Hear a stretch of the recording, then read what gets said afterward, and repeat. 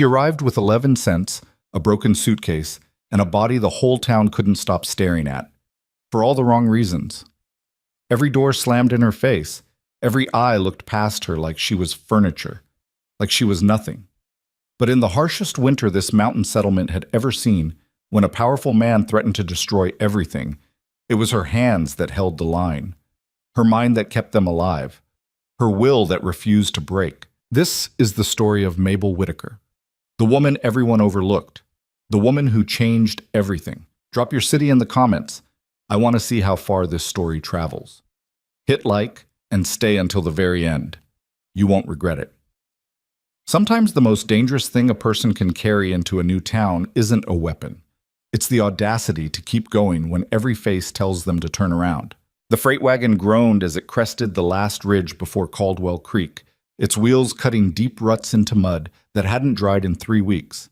The driver, a leathery man named Pete Dugan, who'd been running this mountain route for 11 years, barely glanced at his passengers anymore. He'd seen every kind of person who came to the settlement: gamblers, dreamers, desperate men with nothing left to lose. He thought he'd seen them all. Then Mabel Whitaker climbed down from the back of that wagon, and even Pete Dugan went quiet. She wasn't what you'd call graceful about the dismount. The wagon sat high on its axles, and her frame, broad, heavy, built from years of hard work and harder meals, made the step down an exercise in sheer determination rather than elegance. Her worn leather boot found the mud with a sound like a pistol shot, and she straightened herself up with the careful dignity of a woman who had long since stopped apologizing for the space she occupied. She carried one suitcase, its hinges held together with a length of cord. She wore a dress the color of old wheat, faded and straining at the seams in places that made the women on the main street press their lips together. Beneath the brim of a hat that had seen better decades, her face was broad and plain, weathered like wood left too long in the sun. But her eyes, dark brown and absolutely searingly alert, swept across Caldwell Creek with the calm assessment of someone taking inventory. She had 11 cents in her coat pocket. She'd counted them that morning before the wagon started moving, holding each coin in her palm like they might tell her something. They didn't, but she climbed aboard anyway. Caldwell Creek had grown fast and ugly, the way mining settlements did. 3 years prior, there'd been nothing up here but pine trees and silence. Then they'd found silver in the rock faces along the eastern ridge, and within 18 months the place had erupted. Boarding houses, saloons, a general store that charged twice what it should, a small assay office, and a population of approximately 400 souls, the overwhelming majority of whom were men with dirt under their fingernails and ambition ground down to something more primitive: survival. The main street was a trench of mud bisected by wooden boardwalks that someone had nailed together in a hurry and never properly maintained. Gaps swallowed boot heels. Splinters were a daily fact of life. In the winter months, and winter in Caldwell Creek arrived early and left late and did neither gently, the mud froze into jagged ridges that turned walking into something that required concentration. It was into this street that Mabel Whitaker walked on a Tuesday afternoon in late October, her suitcase in one hand, her coat drawn tight despite the fact that it didn't quite close across the middle, her chin set at an angle that told the world she was here and she intended to stay. The whispers started almost immediately.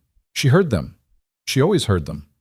After enough years, a woman like Mabel developed a kind of internal translation for whispers, the way they shifted from simple observation to judgment, the precise moment a collection of words became a verdict. She'd learned not to flinch. Flinching gave people power. She kept walking. The first place she tried was the general store. She needed work. Any work. Stocking shelves, sweeping floors. She told the wagon driver she was willing to do anything honest.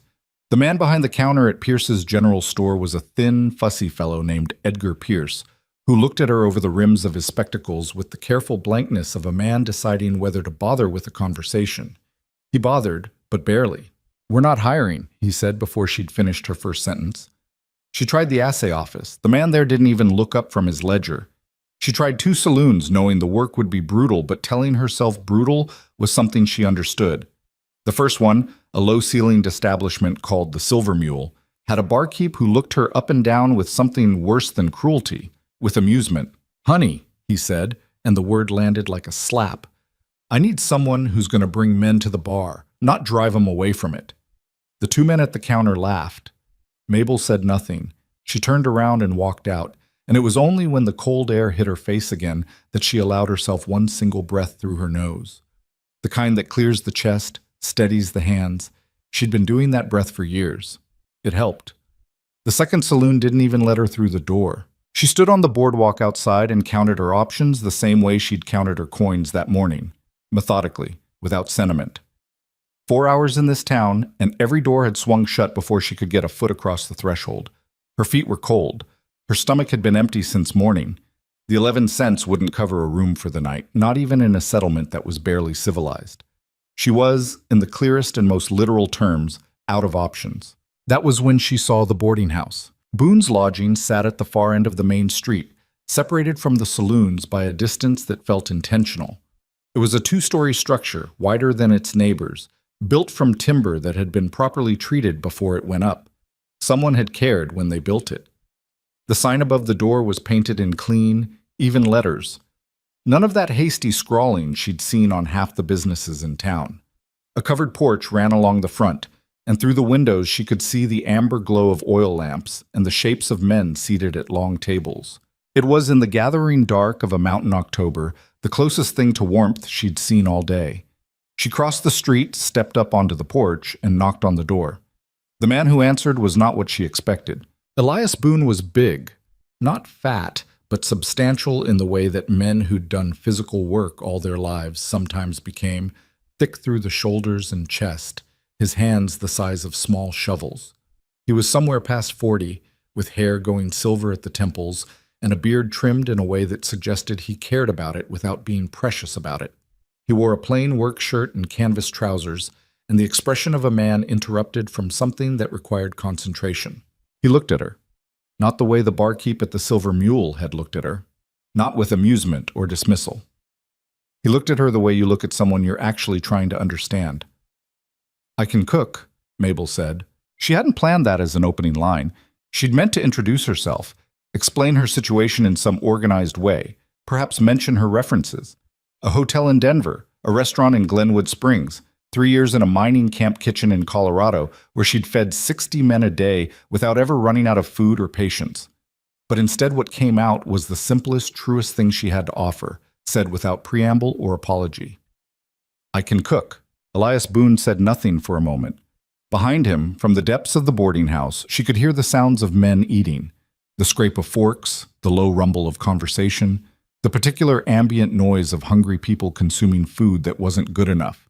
She'd been in enough kitchens to know what good enough sounded like, and she'd been in enough great kitchens to know what that sounded like too. This was not that. "My last cook left 3 weeks ago," Elias said finally. His voice was measured, quiet in the way of men who didn't speak unless they meant it. "I've been managing on my own. It shows." "I can fix that," she said. Again that look, assessing but not unkind. On the boardwalk behind her, 2 men had stopped walking to watch. She was aware of them without turning around. She knew what they were thinking. They were thinking the same thing the barkeep had thought, the same thing Edgar Pierce had communicated without words, the same verdict that had been delivered to her at every door on this street today. She kept her eyes on Elias Boone. He opened the door wider. "Come in," he said. "We'll talk about it."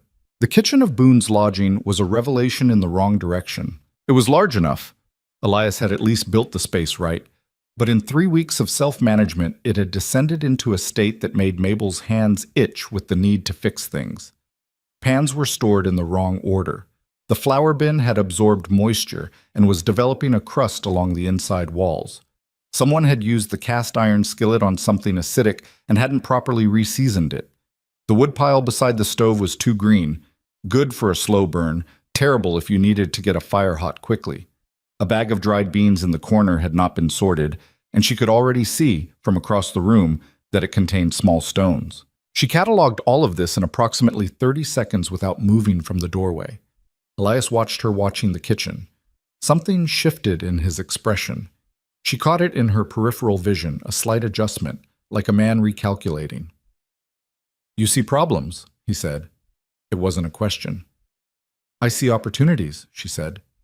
There's a difference. He almost smiled at that. She thought she saw it, the briefest softening at the corners of his mouth, before his face resumed its professional composure. He pulled out a chair at the kitchen table, his own chair, she'd learn later, the one he always sat in when he went over the ledgers, and gestured for her to sit down. She put her suitcase down and sat. His name was Elias Boone. He'd built this place 2 years ago with money saved from a decade of ranch work in Wyoming and the inheritance left by an uncle he'd barely known. He'd come to Caldwell Creek because the silver boom had created demand, and demand was something a businessman understood. He ran a clean operation, 12 rooms, 3 shared washrooms, meals included in the rate, no gambling, no liquor on the premises. The miners tolerated those rules because the beds were good and the location was convenient. They didn't have to like it.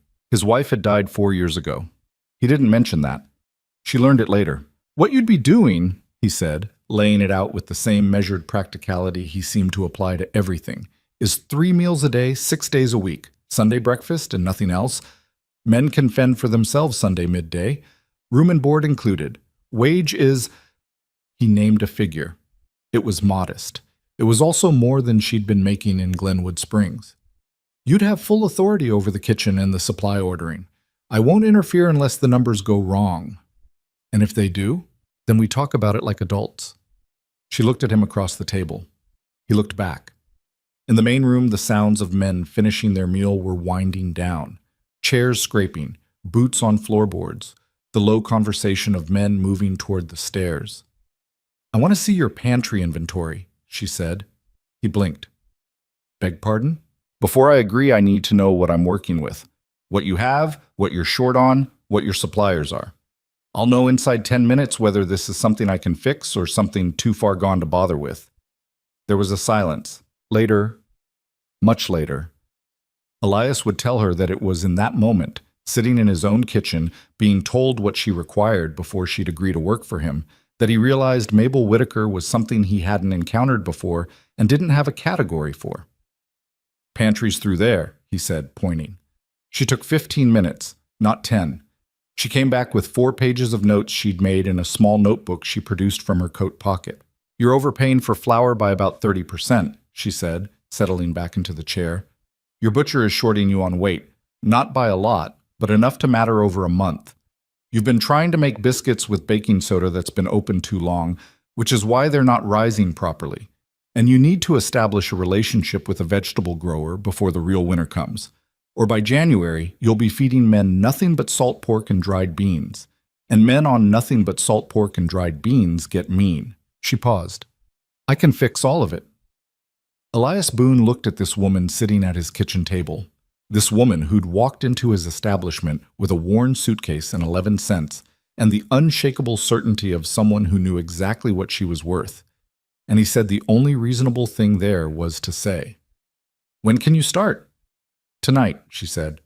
"What time is breakfast?" 5:30. "Then I'll need to start by 4. She stood and picked up her suitcase. "Which room is mine?" The next morning, at 5:30 on the nose, 12 miners sat down at the long tables of Boone's lodging and were served the best breakfast most of them had eaten since they'd left wherever it was they'd come from. It wasn't complicated food.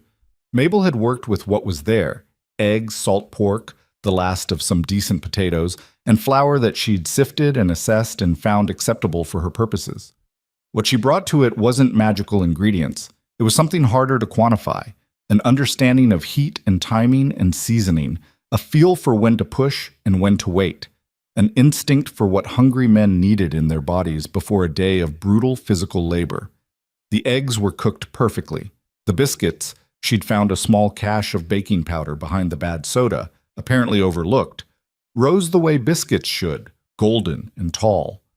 The potatoes had been fried in the cast iron with enough care that they were crisp outside and yielding inside. And she'd found dried herbs in a tin near the back of the pantry that she used with a restraint that made them feel intentional rather than desperate. The men ate in silence. That was the highest compliment a working kitchen could receive. Not praise, not comments, silence. The quiet of men too busy eating to talk. From the kitchen doorway, Elias watched it happen. A miner named Carruthers, a large, rough man with a reputation for saying exactly what he thought at the worst possible moment. looked up from his plate, glanced toward the kitchen, and then looked back down without saying a word. He cleaned his plate. He held it up for more. Elias brought the coffee pot around, and as he poured into Carruthers' cup, the miner looked up at him with an expression that was very close to reverence. "That woman in your kitchen," Carruthers said. "Yes?" "She stays." It was not a compliment exactly. It was something more than that. It was the pronouncement of a man who had appointed himself an authority on the matter and was delivering his findings. It was also, in the social ecosystem of a mining settlement, approximately as powerful as any compliment could be. Elias said, "She plans to," and moved on to the next cup. She didn't sleep well her first week. This wasn't unusual. Mabel had learned that a new kitchen was like a new body of water. You had to learn its currents, its shallows, the places it ran faster or slower than expected. The stove in Elias Boone's kitchen had a hot spot toward the back right that you had to account for when baking. The second shelf in the pantry was warmer than the rest due to its proximity to the chimney wall, which affected how certain things kept. The supply deliveries came on Wednesdays, except in certain conditions when they came on Thursdays, and this made a difference in planning. She mapped all of it in the first week, absorbed it, adjusted. She also mapped the men. There were, at any given time, between 10 and 15 lodgers at Boone's, their numbers shifting as miners moved between settlements following the silver. She learned their patterns as she learned the kitchen's patterns, what they ate hungrily and what they left, who was having a bad week, who was nursing an injury and needed food that wouldn't fight him. She noticed that a young miner named Callum had been losing weight too quickly and quietly began serving him larger portions without drawing attention to it. She noticed that the older Norwegian, a man called Eriksson who'd been working this range for 2 years, was beginning to show signs of vitamin deficiency and found creative ways to get more greens into his meals even when greens were scarce. None of this was sentimentality. It was craft. But it was craft in service of something she hadn't named yet. Something that had to do with the way a room full of exhausted men could, with the right food and enough warmth, become something that resembled a community, rather than just a collection of bodies waiting out another day. The men didn't thank her for any of this. Men in mining settlements didn't thank kitchen staff. But she noticed, in the second week, that they started arriving to meals a few minutes early instead of exactly on time. And in the third week, she noticed that some of them lingered afterward, coffee cups cradled in their big hands, not quite ready to leave. She took that as the closest thing to gratitude the situation was capable of producing. On her 10th day, she heard the mockery for the first time. She'd known it was happening. The whispers had continued, lower now but not gone. And she'd kept her head down because keeping her head down was a strategy that had served her before. Work hard enough, and most people eventually run out of things to say. But on this particular morning, she was passing through the main room with a basket of clean linens for the upstairs rooms. And she heard 2 men at the far end of the table talking in the way that men talk when they've determined they're out of earshot. They were not out of earshot. She heard enough. The words that landed hardest weren't the most obvious ones. It wasn't the comments about her size, or the jokes about the wagon suspension. What landed hardest, what she felt as a particular species of cold in the center of her chest, was the phrase one of them used, almost offhand, almost lazy, as if it barely required effort. Whatever she is, Boone must be real desperate. She kept walking. She put the linens upstairs, smoothing each sheet with the careful mechanical attention of someone putting physical activity in the place where feeling wanted to be.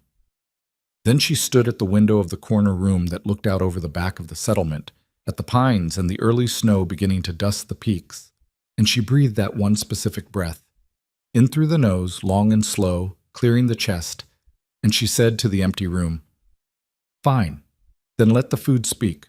She went back downstairs. That night she made something she'd been saving, a recipe she'd carried for years, adapted from a woman who'd taught her in a Denver restaurant and who told her it was the best possible version of something humble. Beef stew with root vegetables and a broth that took 3 hours to build. It required patience and attention and a knowledge of how flavors layered over time. It was not showy. It was simply the best possible version of itself. The dining room went very quiet. Afterward, one of the 2 men who'd been talking that morning stopped near the kitchen doorway. He stood there for a moment, hat in his hands, in the way of a person working up to something. "Ma'am," he said. She looked up from the pot she was washing. That was, He stopped, tried again. My mother made something like that before she passed. He didn't say anything else. He turned and walked upstairs. Mabel watched him go. Then she turned back to her pot. Fine, she thought again. Let the food speak. It was speaking. By the end of October, the boarding house had a waiting list for rooms. This had never happened before in the settlement's short history. Miners who'd been staying at the cramped, overpriced dormitories at the far end of the ridge began asking around about availability at Boone's. Word traveled fast in a small community, and the word was specific. The food was different there. The food was worth the slightly longer walk from the eastern claims. A man named Ortega, who'd been lodging at a competing house for 2 years, showed up one Tuesday and stood in front of Elias with his pack on his back and asked if there was a room. Elias raised the rates by 15%. Nobody left. He raised them again by 10% in November, citing increased supply costs, which was partially true and partially the business instinct of a man recognizing that he had something people wanted badly enough to pay for. Still, nobody left.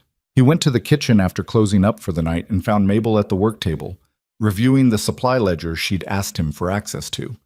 She'd reorganized it in a way he hadn't expected.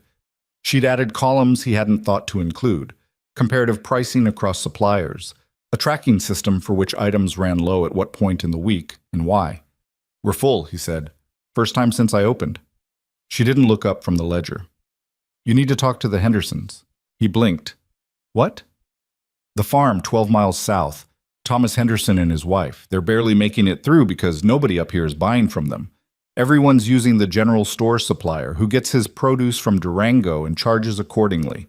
If you contract directly with the Hendersons, you get better vegetables, fresher, at significantly lower cost, and they get a reliable income through winter. She finally looked up.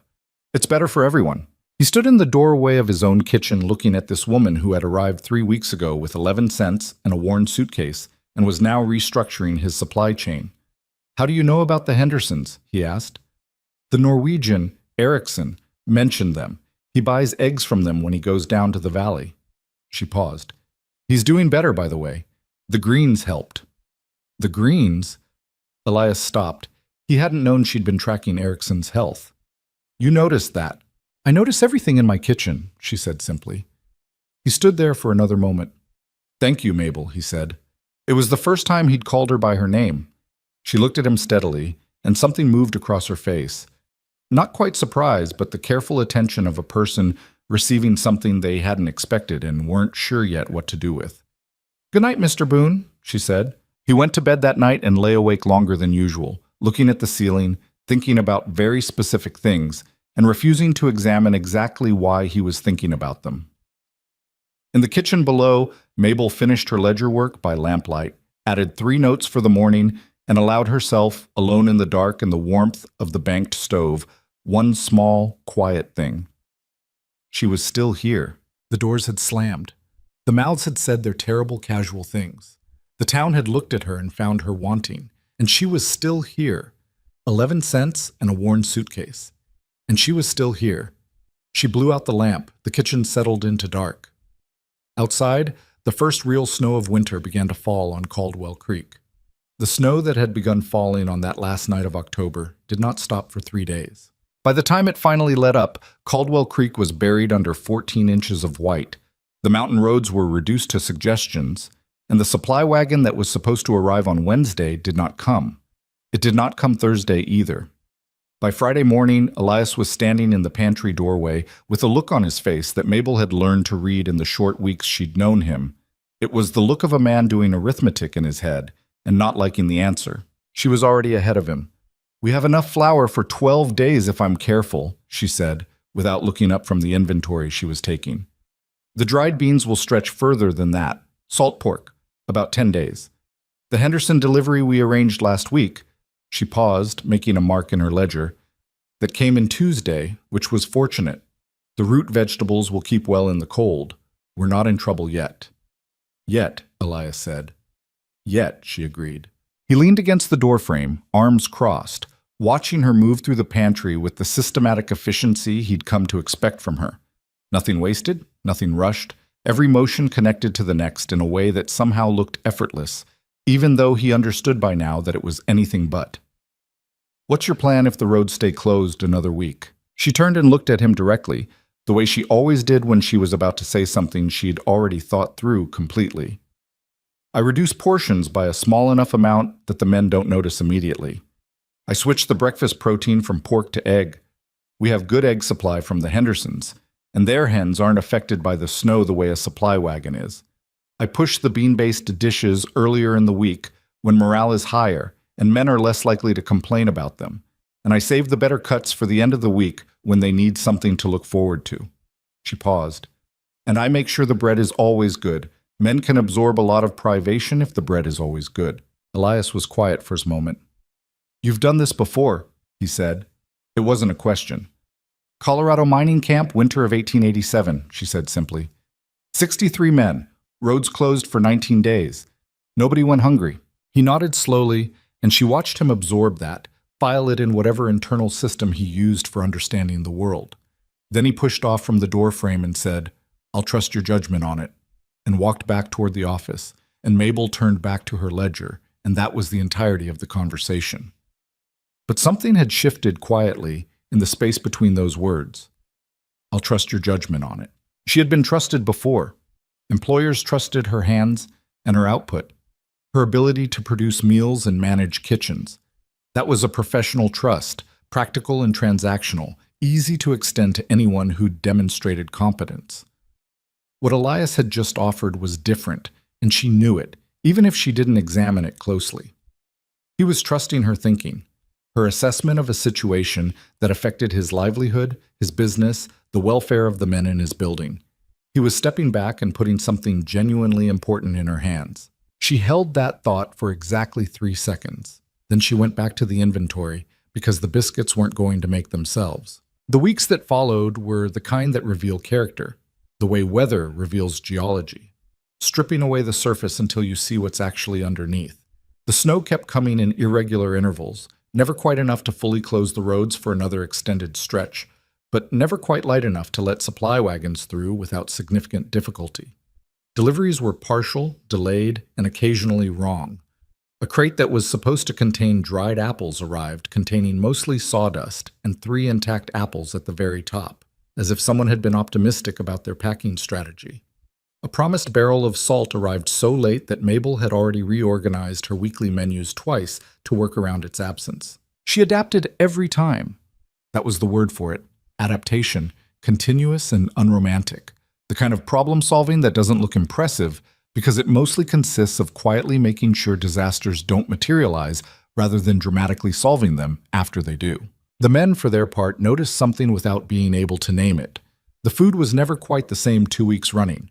She was working around different absences, different availabilities, but it was always good, always satisfying in the particular way that food satisfies when it's been made with genuine attention to the people eating it. There was a Tuesday in mid-November when she produced a potato soup from ingredients that should not, by any reasonable accounting, have yielded something worth eating. Elderly potatoes, the last onion from the previous week's delivery, some dried thyme, and a ham bone she'd been saving for exactly this kind of moment. And men who had come to the table expecting to be disappointed went back for second bowls and sat afterward with the quiet contentment of people who'd been surprised by something unexpectedly good. Carruthers, the large miner who had established himself early on as something of an involuntary spokesman for the group's opinions, stopped near the kitchen after that meal and knocked twice on the doorframe. Mabel looked up. "That's soup," he said. "Yes?" He seemed to be wrestling with something. Carruthers was a man for whom compliments were foreign territory. She could see him navigating it the way a person navigates unfamiliar terrain, carefully, watching where he put his feet. "My wife makes something like it, back in Pennsylvania." He cleared his throat. "Or she used to, before I came out here." It was more than he'd ever said to her in one stretch. Mabel set down the ladle she was holding and gave him the full attention the moment seemed to require. "How long have you been out here?" she asked. 3 years? He said it the way men say numbers that represent something heavier than time. "I send money back. She's waiting." A pause. "That soup, it tasted like waiting's worth something." He turned and walked upstairs before she could respond, and Mabel stood in her kitchen with those words settling around her like the snow settling on the pines outside. And she thought about what food could do when you did it right. Not just feed a body, but speak to something underneath the body, something that hunger of a different kind lived in. She went back to work, but she thought about it. She was still thinking about it that evening when Elias came into the kitchen after the last of the men had gone to bed. He did this sometimes now. Not every night, but regularly enough that she'd stop being surprised by it. He would bring the day's accounts or a supply question, ostensibly, and they would talk through whatever practical matter had brought him there. And then sometimes the conversation would continue past the practical matter into something less defined, ranging across topics without a particular destination, the way conversations do between people who have discovered they think similarly and find the discovery interesting. He poured 2 cups of coffee from the pot she kept warm on the back of the stove.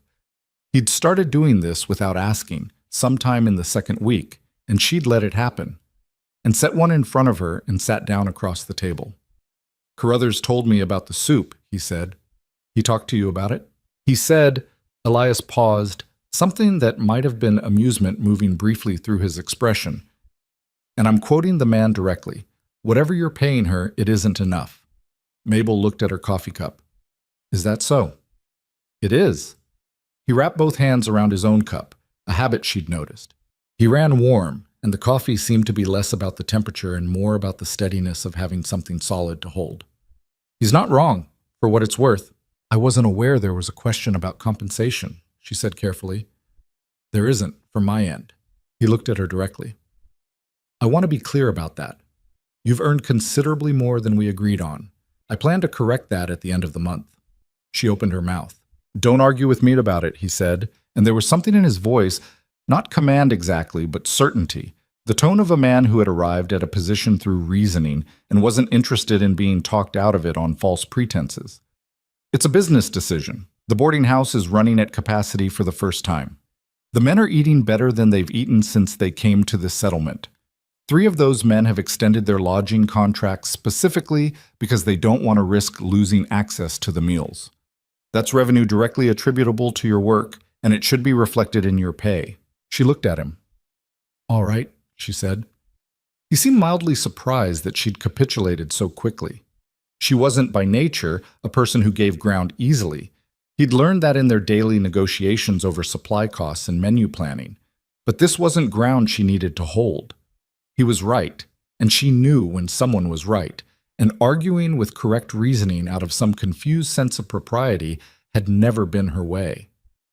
"All right," he said, echoing her, and picked up his coffee. They sat quietly for a moment. The kitchen was warm, the fire ticking softly in the stove, snow pressing silent against the windows. "Carruthers' wife is waiting for him in Pennsylvania," Mabel said. Elias looked up. 3 years, she added. "I don't think he talks about it much." Elias was quiet for a moment. "He doesn't. I didn't know the details." Another pause. "How did you—" "He came to tell me about the soup. He stayed to tell me other things." She turned her cup in her hands. "People do that.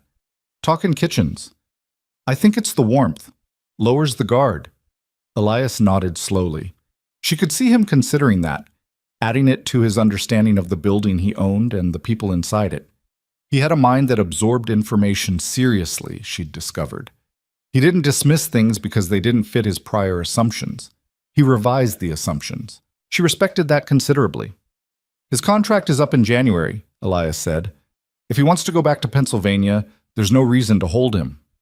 "I know," she said, "but I think he needs someone to tell him that the money he's been sending is enough, that he's earned the right to go home."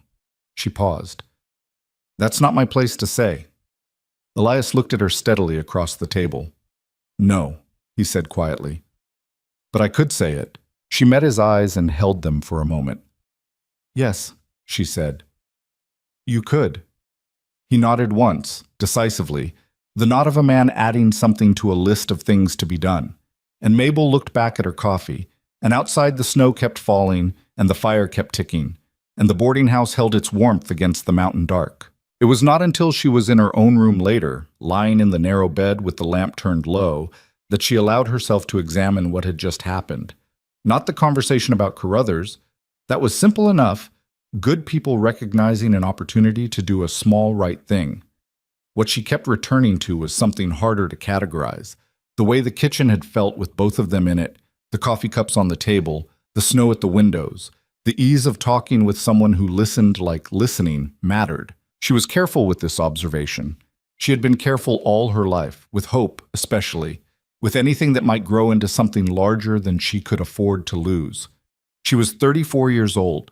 She had spent those years being looked at and looked past and looked through.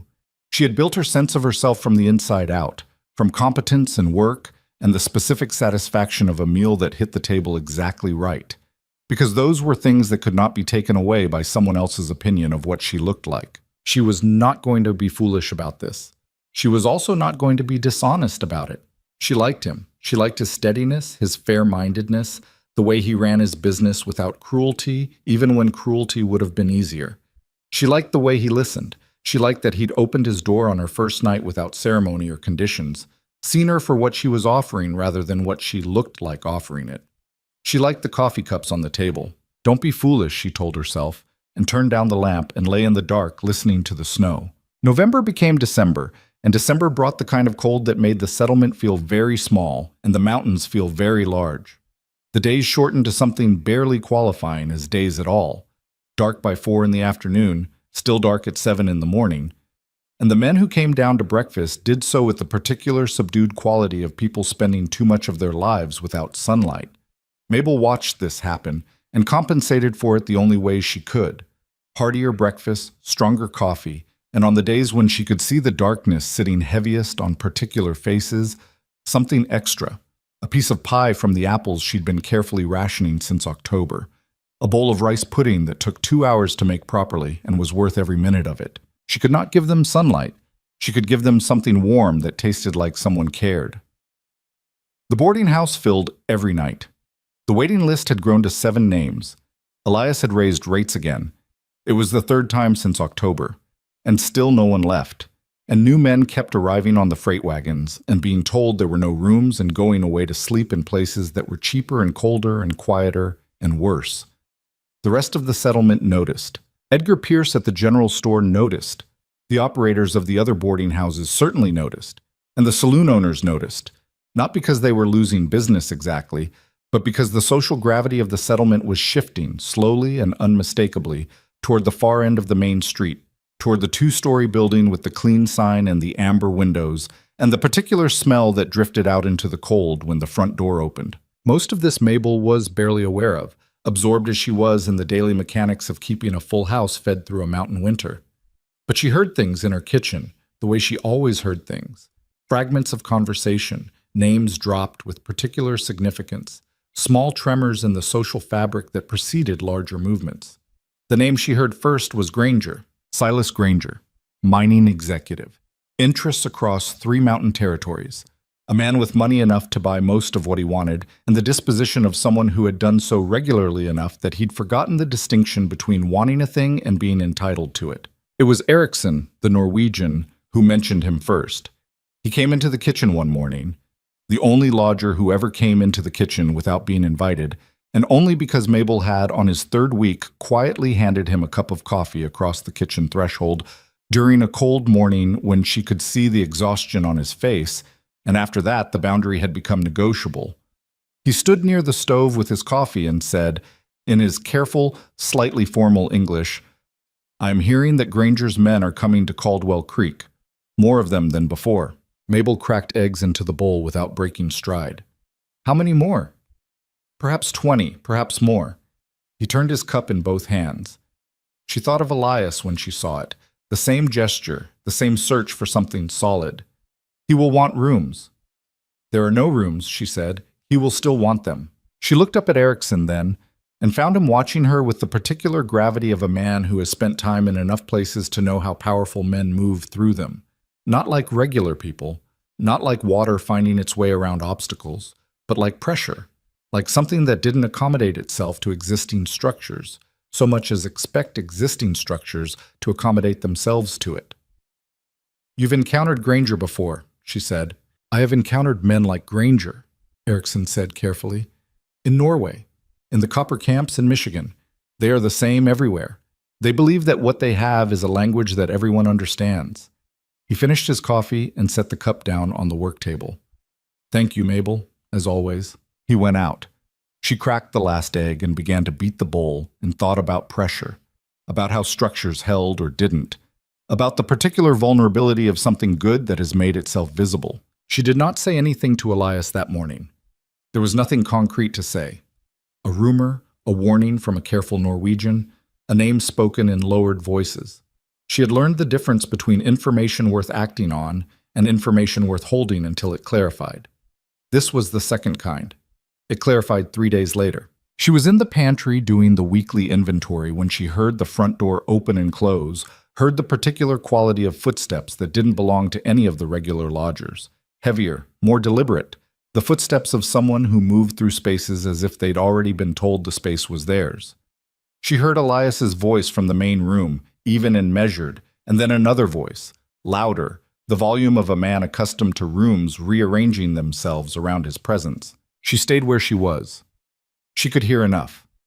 Silas Granger, in person, was apparently quite direct. He needed 8 rooms, he was saying. He had 22 men coming up the Eastern Ridge within the week. He was aware that the boarding house was currently at capacity, and he was prepared to resolve that issue in a way that Elias would find mutually beneficial. The mutually beneficial resolution, as it emerged, involved Elias asking several current lodgers to vacate. There was a silence after this was said. Then Elias's voice, still even, still measured. "The men lodging here have contracts. I don't break contracts. Contracts can be renegotiated," Granger said, "with sufficient compensation."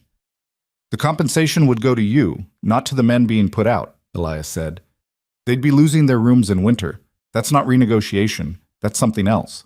Another silence. The quality of this one was different. She could feel it even from the pantry, the specific silence of a powerful man recalibrating. "Mr. Boone," Granger said, and his voice had shifted, lowered, taken on a texture that was not quite threat, but was the register immediately adjacent to it. "I would encourage you to consider the scope of my interests in this settlement, the supply contracts, the mining leases, the relationships I have with men who have considerable influence over how business gets done in this territory." A pause. "It would be unfortunate if those considerations became relevant to our conversation." She heard Elias breathe. "I appreciate you making your position clear," Elias said. "My position is equally clear. My current lodgers have contracts and they keep their rooms. If you'd like to add your name to the waiting list, I'm happy to let you know when space becomes available." She pressed her back against the pantry shelf and closed her eyes for exactly 1 second.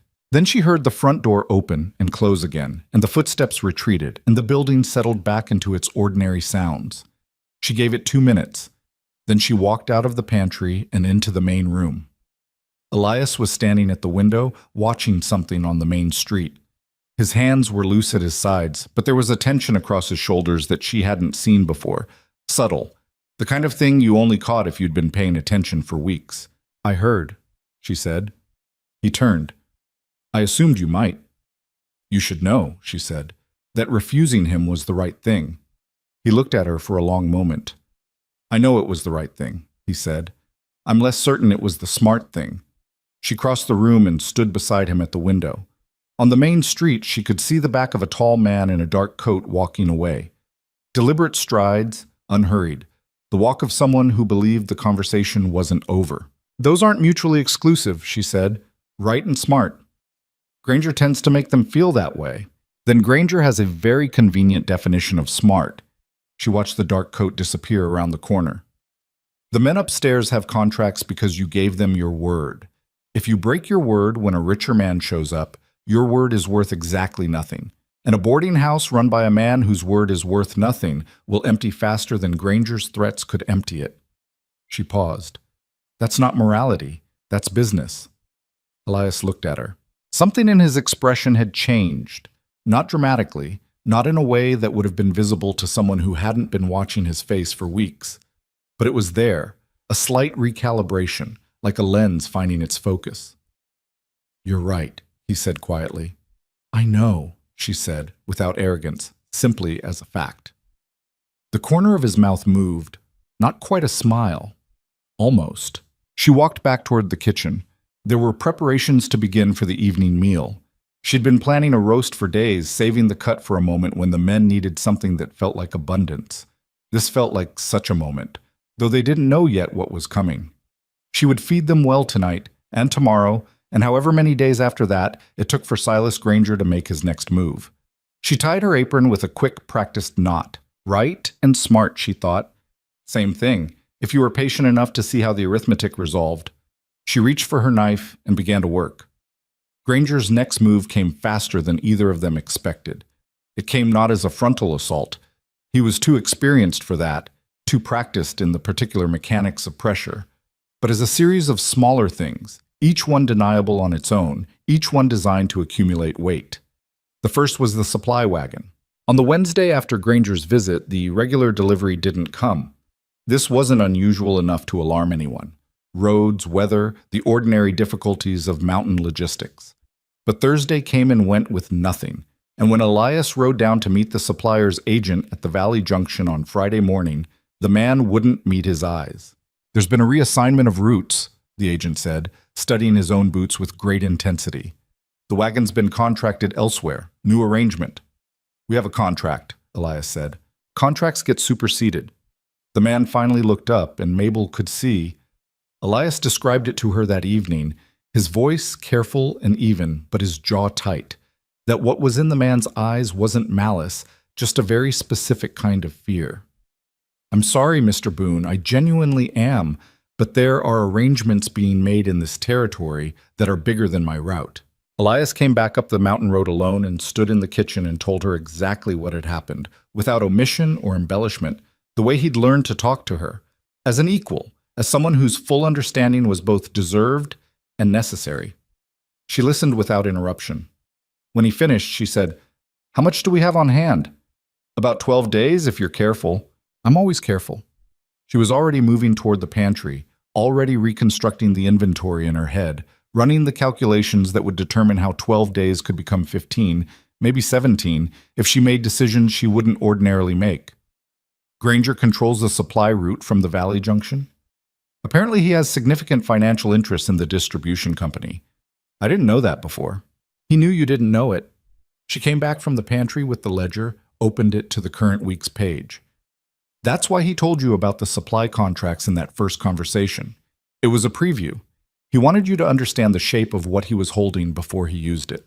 Elias sat down heavily in the kitchen chair. It was the first time she'd seen him sit like that. Not the deliberate, purposeful settling of a man taking a moment, but the involuntary sinking of someone carrying weight they'd underestimated. He rubbed one hand across his face. "The question," she said, her voice steady, not unkind but not softening the reality either, "is whether there's another supply route. There's nothing on this side of the ridge that—" He stopped, looked up. "The Hendersons." "The Hendersons," she agreed. "Not everything. But produce, eggs, preserved goods. Mary Henderson puts up an enormous amount of canned and jarred food every fall. I know because she mentioned it when I went down to arrange the vegetable contract. She said she always makes too much because Thomas worries about winter." Mabel sat down across from him with the ledger between them. "The question is whether she'd sell a significant portion of her stores and whether the price is something we can manage. I'd have to ride down tomorrow." "Take cash. Don't negotiate too hard. They need the income, and it's fair to pay them fairly." She tapped the ledger. "I can also reach out to 2 other farms I'm aware of through Erickson's contacts. Neither of them is a complete solution, but together they might bridge the gap while we find a way around Granger's distribution arrangement." Elias was looking at her with an expression she'd seen on his face before, that particular quality of attention that meant he was paying more than surface-level notice. "You have a network," he said. "You've been building it since you got here." "I've been talking to people," she said simply. "That's all it is. People remember when someone treats them like they matter." He was quiet for a moment. Outside, the December wind pressed hard against the kitchen windows, and inside the building, the radiating warmth of the stove felt suddenly more precious than it had 10 minutes ago. A thing that could be preserved or lost, depending on what happened next. "Mabel," he said. She looked up from the ledger. "I need you to know—" He paused, and she could see him choosing words with more care than usual. The deliberate assembly of a man who understood that some things, said wrong, became something other than what was intended. Whatever happens with Granger, whatever pressure he brings, I am not going to ask you to leave. I want to be clear about that." She held very still. "I'm telling you this," he continued, "because I think you've been in enough situations where people's good intentions turned out to be contingent on their own convenience. And I don't want you sitting in this kitchen not knowing where you stand." His eyes were direct and serious, the gray-green of them steady in the lamplight. "You stand here. This is your kitchen. As long as I have this building, you have a place in it." The room was very quiet. She breathed once, carefully. "Thank you," she said. It came out quieter than she'd intended. Just those 2 words, but they carried something she didn't try to dress up with additional language. He nodded once. Then he looked back at the ledger. "Show me the numbers," he said. "Let's see what we're working with." She showed him. They worked by lamplight until 10 o'clock, and by the time they were done, they had something that resembled a plan. Not a comfortable plan, not a plan without significant risk, but a plan that was coherent and executable, and built on the kind of solid arithmetic that Mabel had always trusted more than luck. The next morning, Elias rode down to the Henderson farm. He came back 6 hours later with 3 loaded pack mules and a handshake agreement that Mary Henderson had apparently sealed by feeding him the largest lunch he'd consumed since arriving in the territory. He described this to Mabel with the mild bewilderment of a man who had gone on a business errand and somehow also received a genuine act of hospitality, and Mabel understood immediately what had happened. Mary Henderson had recognized in Elias the same thing Mabel had recognized in those first days, a man who dealt honestly, and honest men deserved to be fed. The settlement noticed the pack mules. It noticed most things. Carruthers mentioned it to Mabel the next morning, his massive arms folded on the breakfast table, his expression containing the particular alertness of a man who has worked around enough operations to know when the machinery is under stress. "Heard Boone's supply wagon didn't come," he said. "It's being rerouted," she said, setting his plate in front of him. He looked at the plate, looked up at her. "Rerouted by who?" It was not a question. She met his eyes. "The food is good," she said. "It will stay good." He held her gaze for a moment longer than was comfortable. Then he looked back at his plate. "All right," he said, and picked up his fork. But she noticed that during the meal, Carruthers spoke in low tones to 3 other miners at his end of the table, and afterward those men sat with an expression she recognized, the expression of people who have been told something and are deciding what to do with it. She said nothing. She went back to her kitchen. The community's relationship with Silas Granger was complicated in the way that relationships with powerful men in small economies are always complicated. He held genuine leverage over genuine livelihoods, and the people of Caldwell Creek were not fools. They understood that opposing him openly carried costs they could not necessarily absorb. Most of them had families or obligations, or simply the very ordinary human desire to not invite powerful enemies into their days. And so, publicly, the pressure on Boone's lodging played out against a backdrop of careful silence. People came for meals, as they always had. They said nothing overt. The waiting list, this was notable, did not shorten. If Granger had expected that cutting the supply route would cause the boarding house to become less attractive to the settlement, he had badly miscalculated what it was that made it attractive. It was not the supply chain. It was what Mabel did with whatever she had. He escalated. The second pressure came through a man named Dupri, one of Granger's local managers, who began a quiet campaign of conversation through the saloons and gathering places. Nothing actionable, nothing that could be directly attributed to Granger's office, but a persistent low current of suggestion. That Boone was financially shaky, that the boarding house wouldn't survive the winter, that men with sense were already looking at alternatives, that Granger's operation, which had genuine resources and long-term stability, was prepared to offer lodging to those willing to make a timely decision. Some men listened. 2 lodgers on short contracts did not renew. Mabel heard about this and said nothing, but noted it in the column she kept in her head under costs we can absorb versus costs we cannot. 2 rooms was manageable. More than that would be a different conversation. The third pressure was the worst. It came on a Thursday evening, delivered not through intermediaries but in person. Granger himself, standing on the boarding house porch, in a coat that cost more than most miners made in a month, his face composed in the studied pleasantness of a man who has rehearsed this particular expression many times. He knocked, and Elias answered, And Mabel was close enough to the front room to hear everything while remaining in the kitchen, because she had learned early that information gathered without advertising your presence was more complete than information gathered in the middle of a confrontation. Granger's opening was almost gentle. He was, he said, a reasonable man. He regretted the supply disruption. He said it exactly like that. Regretted, as if it were something that had happened to both of them equally. He was prepared to restore the supply route entirely. He was also prepared to offer a financial arrangement that Elias would find, he believed, genuinely attractive. All he wanted, he said, was 5 rooms. He'd increased his demand from the first conversation. She noted that. But he'd wrapped this version in more elaborate courtesy. 5 rooms, Elias said.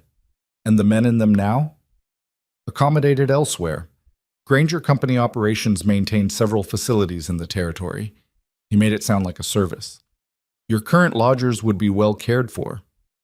In facilities they didn't choose, in the middle of winter. A brief pause, the pleasantness thinning slightly, like ice over deep water. Mr. Boone, you're a business owner, not a charitable institution. These men can find other lodgings. You, on the other hand, cannot operate a boarding house without supplies. That's a practical reality. Then I'll manage with other suppliers, Elias said. His voice was exactly as even as it always was, but she heard something underneath it, a new quality, harder than before, tempered by the past weeks. I've been doing so. Inefficiently, expensively, at a pace that isn't sustainable. Granger's voice dropped a register. I respect what you've built here, Boone. I genuinely do. But I'm offering you a way to build it better and bigger, with my resources behind you instead of against you. That's not a threat. That's an opportunity. It's an opportunity, Elias said, that requires me to put people out of shelter in December. So no. The quality of the silence that followed was different from any of the previous silences she'd heard from this man. It had an edge. You should think carefully, Granger said, about whether this is the situation you want to die on. I've thought about it, Elias said.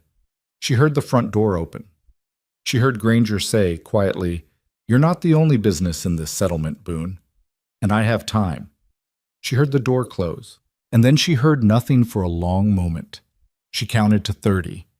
Then she walked out of the kitchen into the front room. Elias was standing exactly where she'd imagined him, at the window, watching, the same posture as after Granger's first visit, except that this time his hands were not loose at his sides. His right hand was on the windowsill, pressing down slightly, as if he needed to feel something solid beneath it. She walked to the window and stood beside him. On the porch steps below, Granger was speaking to 2 men who'd been waiting in the cold. She hadn't known they were there, hadn't heard them, which meant they'd been placed deliberately out of earshot, which meant Granger had wanted this conversation to feel private while not actually being private. He was, she thought, very good at the architecture of pressure. He's not wrong about the sustainability, Elias said. His voice was flat, the flatness of a man forcing objectivity against the grain of what he actually felt. We're managing, but it's costing more than the standard supply route, and some of that cost I'm absorbing rather than passing on, because the men can't absorb more rate increases. I know, she said. If he cuts us off from 2 more routes. I know, she said again. He turned to look at her. Tell me honestly, Mabel, is there a version of this that holds? She had been doing the arithmetic since Granger's first visit, revised it every few days as new information came in, rebuilt it from the foundation up after the supply route was cut. She knew what the numbers said.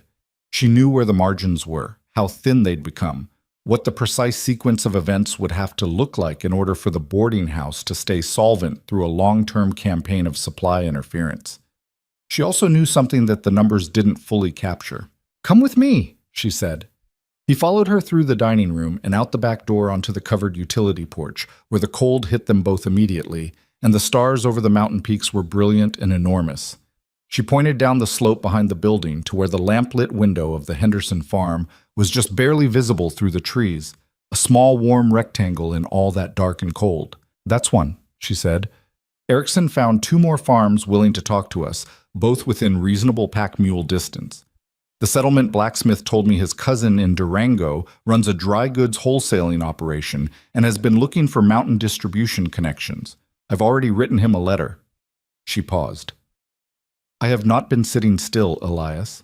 The use of his first name, she'd begun using it a few weeks ago, gradually, naturally, neither of them had marked the moment it started, hung in the cold air between them.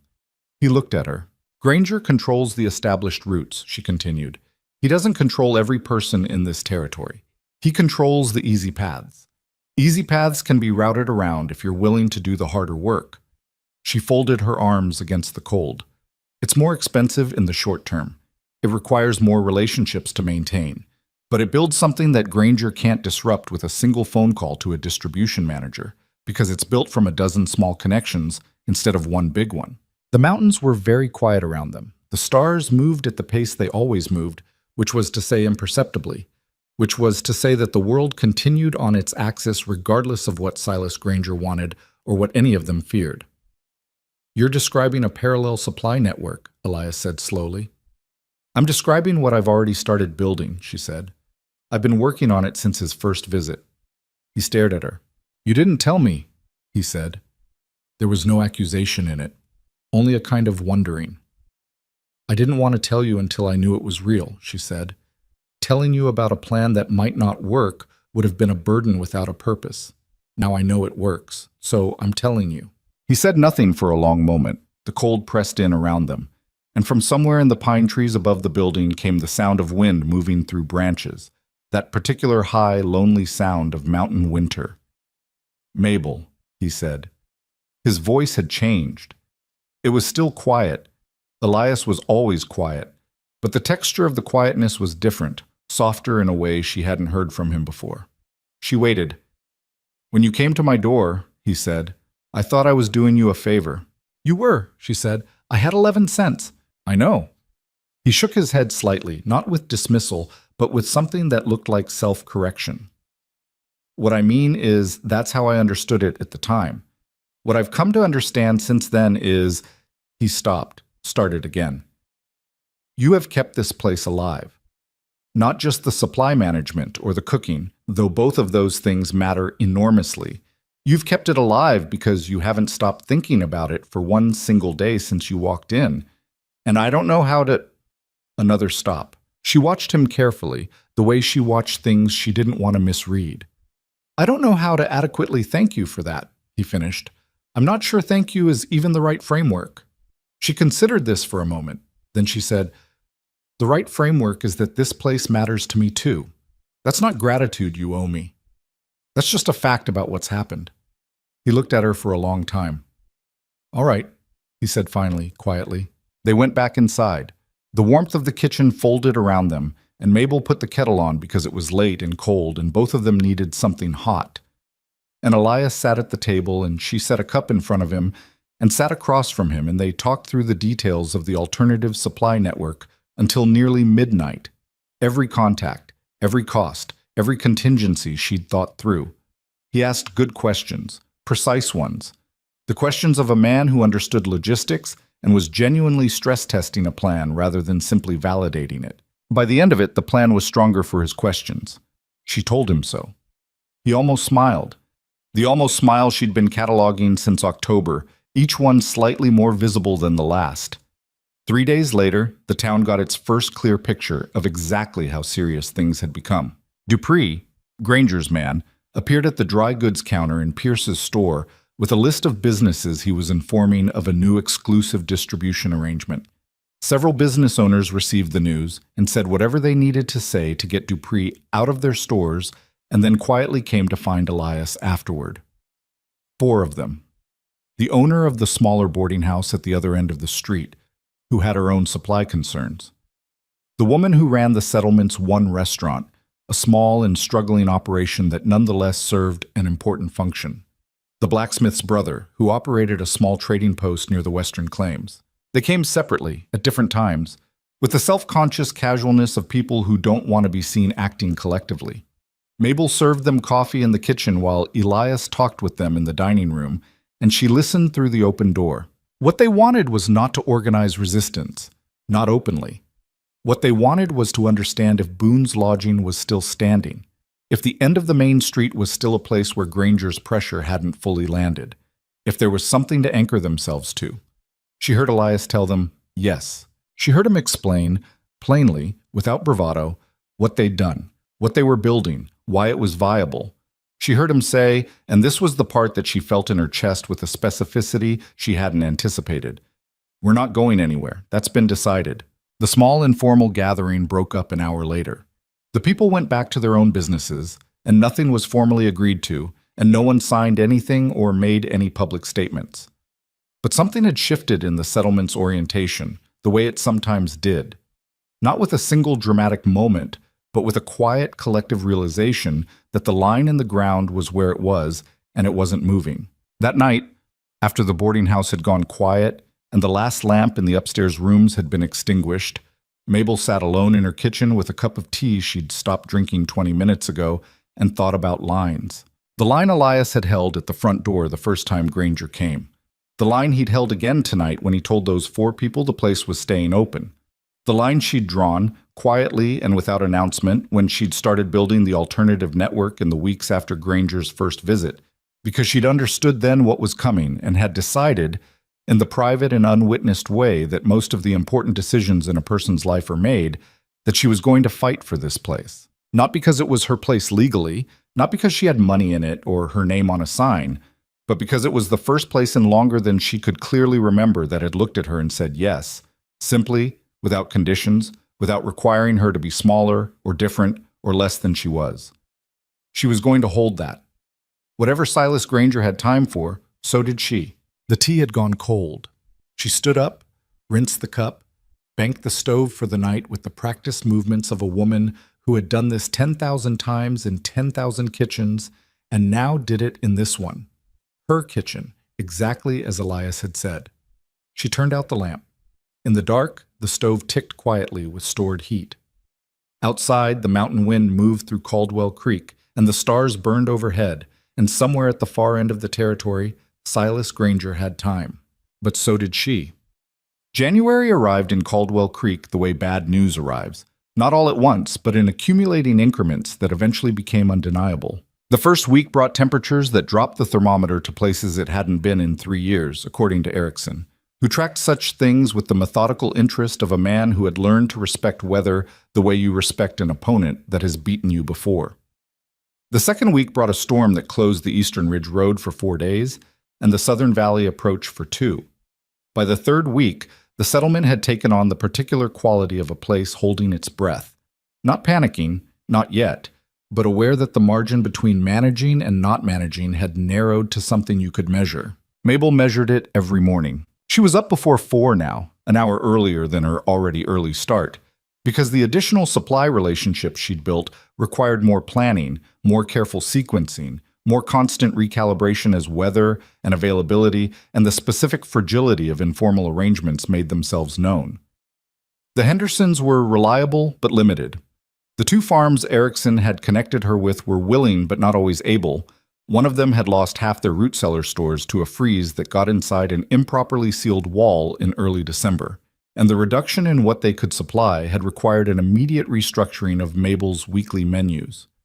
The Durango wholesaler, the blacksmith's cousin, had written back with genuine interest, but the first delivery from that arrangement was still 3 weeks away, contingent on road conditions that were not, in January, cooperating. She worked with what she had.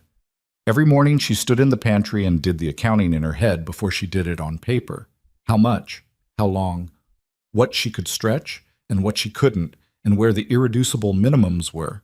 The things below which the food stopped being food in any meaningful sense and became mere survival calories. And she was determined that the men eating in this dining room would not be reduced to survival calories if there was any possible way to prevent it. There almost always was a way. It required seeing around corners, required the willingness to make a decision at 6 in the morning about what Thursday's dinner would be based on the state of Tuesday's pantry, required a constant low-level calculation running underneath everything else she did. She'd been doing this kind of thinking for so long that it was no longer effortful. It ran the way breathing ran, automatic and continuous, surfacing into conscious attention only when something unexpected required it. What she hadn't accounted for was the exhaustion.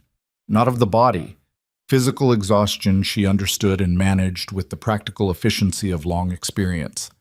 What accumulated through January was something else, something that lived in the space between the planning and the executing and the managing and the watching, the margins, and the listening through doorways to conversations about power and pressure, and the slow grinding persistence of a man who had, as he'd said, time. She noticed it on a Tuesday morning in the third week of January when she sat down to do the weekly ledger and realized she'd been sitting at the kitchen table for 10 minutes without having written anything, just holding the pen and looking at the empty page with her mind somewhere else entirely.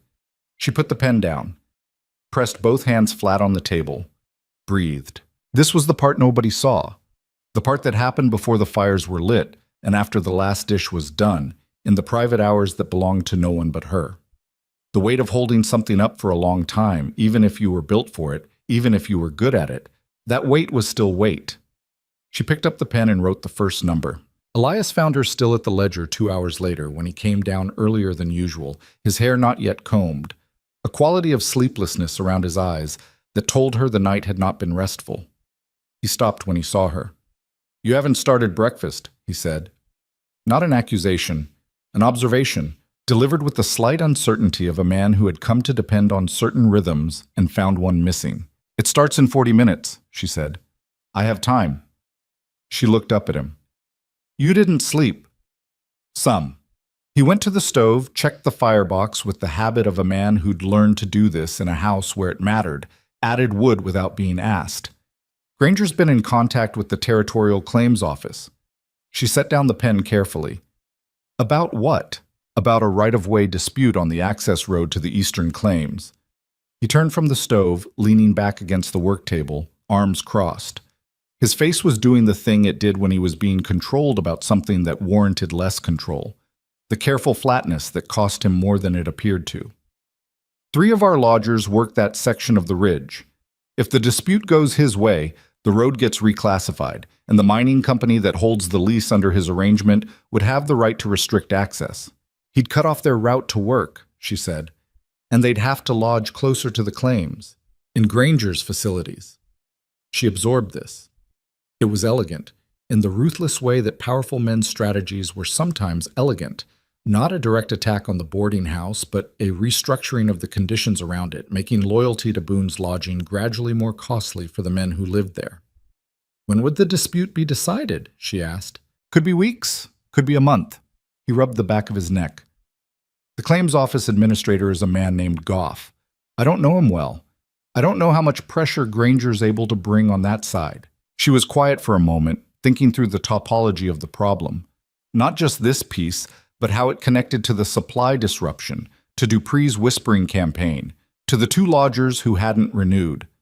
Granger was running multiple lines of pressure simultaneously and tightening each one at intervals designed to prevent any single response from addressing all of them. It was patient work. It was the strategy of someone who understood that a building could be brought down without ever striking its foundation directly, simply by weakening everything around it until the foundation had nothing left to hold.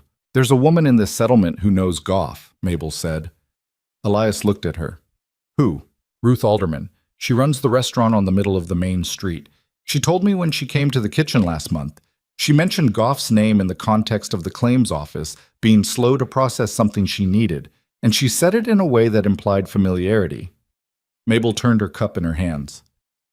"She's one of the 4 who came here after Dupree made his rounds. She hasn't forgotten what that visit felt like." "You think she'd talk to Goff?" "I think if I made her something she wanted and sat with her over it and told her honestly what's at stake, she would consider it." She paused. "People do things for people they trust, and people trust people who fed them well and been straight with them." Elias looked at her for a long moment. Outside, the January wind moved around the corner of the building with a sound like something large shifting its weight. "What would you make her?" he asked, and there was something in the question, the specificity of it, the implicit trust that whatever she chose would be exactly right, that she felt as a warmth distinct from the stove. "She mentioned her mother's apple cake once," Mabel said. Offhand, the kind of thing people mention when they're not aware they're telling you something important. She stood up and reached for her apron. "I've been saving the last of the good dried apples." He watched her tie the apron with the quick practiced knot he'd seen 100 times. "Mabel," he said. She looked at him. He seemed to be on the edge of something. She could see it, the way she'd learned to see things in his face that he didn't fully surface, the slight tension around his eyes that indicated internal weather. He held it for a moment, then let it go. "Be careful," he said. "Not with the cake, just—" A pause. "With yourself. You're carrying more than you should have to carry." The words landed somewhere unexpected. She held very still for a moment, the way you hold still when something touches a place you've been protecting. "I know what I'm carrying," she said quietly. "I chose it. That doesn't mean you should carry it alone." The kitchen was very quiet. The fire ticked. The wind pressed at the windows. Mabel looked at Elias Boone across the table in the early morning dark and thought about what alone meant, and what it had meant for a very long time before she'd come to Caldwell Creek, and how the definition of it had been quietly changing in ways she hadn't fully examined yet. "I'm not alone," she said. It came out simply, without drama, as if it were merely a correction to an inaccurate statement, which it was. Something in his face shifted. That movement she'd cataloged since October, always almost a smile, always stopping just before it fully arrived. This time, it didn't stop. It was brief and unguarded and entirely genuine, and she looked away before either of them had to navigate what to do with it. "Fires to light," she said, and turned to the stove. She went to see Ruth Alderman that afternoon during the quiet hour between the midday cleanup and the start of dinner preparations. She brought the apple cake, warm, wrapped in a cloth.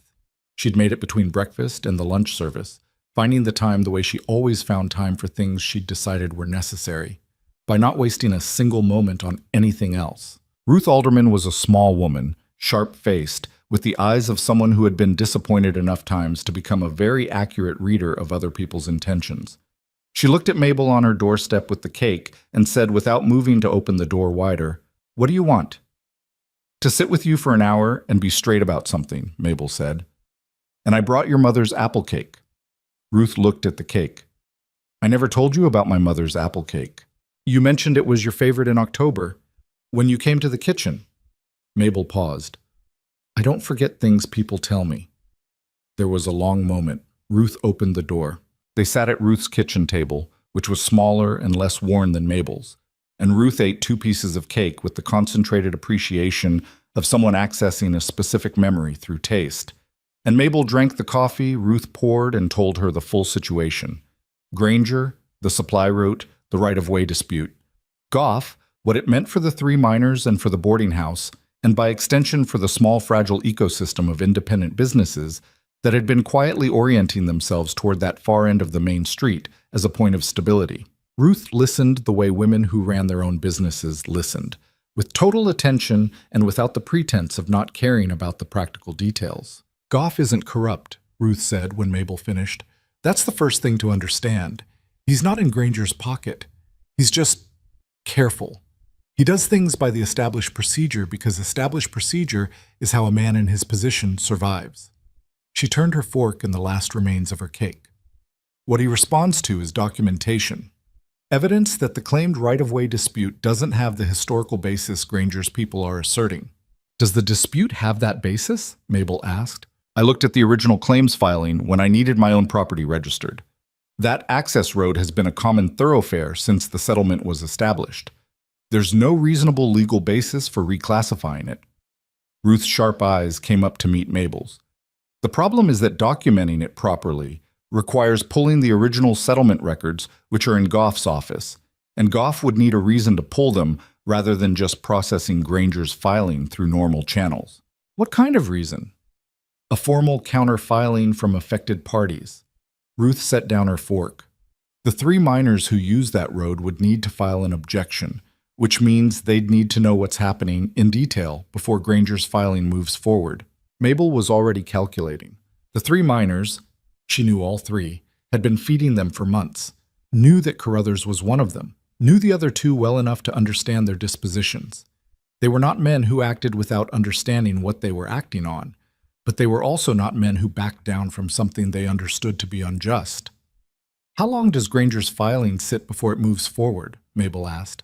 "By the office's procedures, any filing of this type requires a 21-day review period during which counterfilings can be submitted."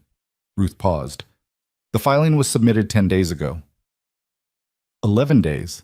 Mabel did the arithmetic instantly, the way she did every arithmetic. Not slowly, not with visible effort, but with the trained quickness of a mind that had spent a lifetime understanding that numbers were not abstractions but realities with consequences. And the sooner you knew what they were, the sooner you could decide what to do about them. "Thank you," Mabel said. She stood and began to gather the cloth she'd wrapped the cake in. "Leave the rest of the cake," Ruth said. She left it. She walked back to the boarding house through the January cold, her breath clouding in front of her. The main street largely empty in the gray mid-afternoon, the mountains enormous and white above the settlement's rooftops. She was thinking in the layered way she thought when something had many moving parts. The 3 miners, the counterfiling, the 11 days, Elias, the supply network, the margins in the pantry, Granger's patience, her own. She found Carruthers in the main room, as she'd expected. He often sat there in the late afternoon, one of the men who used the shared space, rather than retreating immediately to his room. He was mending a boot, his large hands careful and slightly incongruous around the small needle and thread. His expression distant in the way of a man letting his hands do something uncomplicated while his mind went elsewhere. He looked up when she came in. "Sit down," she said. "I need to talk to you about something." He looked at the needle and thread in his hands, at her face, and then he set the boot down on the floor beside his chair and gave her his full attention, because he was, whatever else he was, a man who recognized a serious tone. She told him. All of it. He didn't interrupt. He sat with his big arms on his knees and his eyes on her face, and he listened with the complete stillness of someone who understood that what they were hearing required their full presence. When she finished, the room was quiet except for the wind outside and the distant sounds from the kitchen where the evening's preparations were beginning without her. "The other 2, Carruthers said. "Walsh and Peterson." "Yes, they'll file." He said it with the flat certainty of a man who knew his colleagues. "Walsh has been in this settlement since the beginning, and he's been watching Granger buy up everything that isn't nailed down for 2 years. He won't need convincing." A pause. "Peterson's more careful, but he follows Walsh." 11 days, she said. "I know how to count." He picked up the boot again, looked at it without seeing it. "What does Boone know about this?" "Not yet. I'm telling him tonight." Carruthers nodded slowly. Then he said something she hadn't expected. "You know what the men talk about? When it's late and they're not performing for anyone?" She waited. "They talk about this place like it's the last decent thing left in the territory." He turned the boot in his hands. "Not because of the building, because of what it feels like to come downstairs in the morning and have someone care enough to make the food right." He looked up at her. "You did that. Not Boone, though Boone's a good man. You." She held the weight of that for a moment. "Then help me keep it," she said. "Already decided to," he said, and picked up his needle. That night she told Elias everything. Ruth, Goff, the counterfiling, the 11 days, Carruthers. He listened the way he always listened, without interruption, processing with the quiet, systematic thoroughness that she'd come to understand was not distance, but depth. When she finished, he was silent for a moment, and then he said, "You did all of this today, while running the kitchen." "The kitchen ran itself today," she said, which was not quite true, but close enough. "Mabel, the counterfiling needs to be submitted by the 3 of them jointly," she said, keeping the conversation in its practical channel, because the other channel, the one that opened when he said her name in that particular way, was one she didn't have the resources to navigate tonight with everything else that was in motion. "I can draft what needs to be said, but you should review it. You understand the property language better than I do." He looked at her for a moment longer than the practical situation required. Then he looked down at the table. "All right, let's draft it." They worked until past midnight again, 2 cups of coffee going cold between them, the lamp burning lower as the hours passed. She wrote, and he revised, and she pushed back on 2 of his revisions, and he conceded one and held the other and explained why, and she looked at his reasoning and found it sound and said so. The document that emerged was precise and thorough, grounded in the specific historical records that Ruth had identified as the relevant foundation. When they finished, Elias sat back and looked at what they'd produced. "This is solid," he said. "Yes," she said. "If Goff is what Ruth says he is, a man who follows procedure, this gives him the procedure to follow." He looked up. "We might actually hold this." She gathered the papers and set them in order. We'll hold it, she said. Not because she was certain. Certainty was a luxury the situation didn't allow, but because the alternative was a thing she had decided, quietly and absolutely, that she was not willing to accept. 3 days later, Carruthers walked into the claims office with Walsh and Peterson and submitted the counterfiling. Mabel knew the moment it happened because Carruthers came back and knocked twice on the kitchen door frame, the same knock he'd used the night of the potato soup, which had become, without anyone formally designating it, their signal. And when she looked up, he nodded once, and she nodded back, and that was the entirety of the exchange. Elias heard it from her that evening. "Now we wait," he said. "Now I make dinner," she said, "and then we wait." He almost laughed. She heard it, not quite a laugh, more the brief exhaled release of something that had been held too long finding a momentary exit. She turned back to the stove so she wouldn't see it fully, and won it more than was wise. The waiting was its own kind of hard. The days of it had a particular texture, each morning bringing the same question, unresolved, accumulating. Granger was not idle during those days. The whispering campaign continued. 2 more businesses received visits from Dupree. The supply disruption was maintained with the patient consistency of a man who understood attrition. But something else was also happening underneath the pressure, in the way that things sometimes shift beneath the surface of a situation before they become visible above it. The settlement was watching. Not loudly, not with declarations or public gestures, but Mabel felt it in the way people stopped her on the main street with questions that were really expressions of solidarity, in the way that Ruth Alderman began sending customers specifically to the boarding house for midday meals, in the way that the blacksmith's brother started timing his errands to coincide with the boarding house's morning coffee service and leaving $1 more than the coffee cost. Small things. But small things, she had learned, were the actual material of which large things were built. On the morning of the 11th day, she woke before 3 and lay in the dark of her room and did not pretend she was going to sleep again. She got up, went to the kitchen, lit the lamp, and began the day 2 hours before anyone expected her. The bread she made that morning was the best bread she'd made since arriving in Caldwell Creek. She couldn't have explained exactly why. The same flour, the same technique, the same cast iron, the same hands. But it rose perfectly and browned perfectly, and when she pulled it from the oven, the smell of it filled the entire building. She heard footsteps on the stairs. Then more footsteps. By 5:30, every man in the building was downstairs, drawn by the smell of something that insisted on being met, and they ate breakfast in the particular grateful silence that she'd learned to read as the highest expression of appreciation this community was capable of, and Elias stood in the kitchen doorway with his coffee cup and watched her work with an expression she didn't let herself look at directly, because if she looked at it, she would need to understand it, and understanding it would require her to make a decision she wasn't ready to make. The decision, as it turned out, was not hers to defer indefinitely. That evening, after dinner, after the last man had gone upstairs and the kitchen was clean and the stove was banked and the lamp was turned low, Elias came in and sat at the table and did not bring a ledger or a supply question or anything with a practical pretext. He just sat. She dried the last pan and hung it and stood at the work table and waited. "Word came from the claims office," he said, "this afternoon while you were in the middle of dinner. I didn't want to tell you until you could actually hear it." She set down the cloth she was holding. "Goff reviewed the counterfiling," Elias said. "He pulled the original settlement records. The right-of-way has been a common thoroughfare since the town was established, and there is no legal basis for reclassification." He paused. Granger's filing was rejected. The kitchen was very quiet. She breathed in through her nose, the long specific breath she'd been doing for years, the one that cleared the chest and steadied the hands. "All right," she said. "All right," he echoed. And then, after a moment, "Mabel, we held it." She looked at him across the kitchen. He was sitting at the table where they had drafted the counterfiling, where they had done the supply accounting, where they had drunk 100 cups of coffee in the lamp-lit hours of a mountain winter.